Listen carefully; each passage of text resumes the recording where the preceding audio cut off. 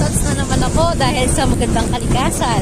Sa magulong panahon ng politika at may kanya-kanyang pananawang ang lahat, panatilihing maganda ang kagubatan.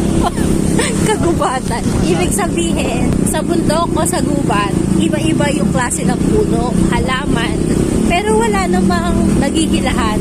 So lahat naman sila makikita mo kulay green, di ba? May ibang namumunga, may hindi, may normal lang. Pero bihira ka makakakita sa kanila na nilalarap na. Para sabihin, oh, bawal ka dito, dapat puno lang ng mangga. Oh, bawal ka dito, puno ka lang dapat ng nyog. Mali ang pinatatayuan mo at paniniwala mo o tayong ng isang santol.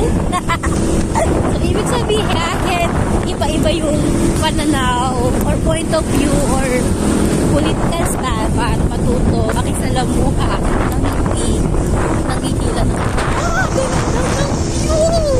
Look at that, guys! Kabundukan na Sierra Madre. Ako ay lumibihang sa'yo. Paalam.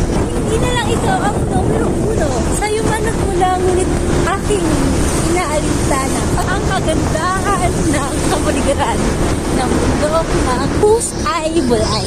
Bulay. Kita mo yan? Yung pinagtanungan natin kanina, no? Tinuro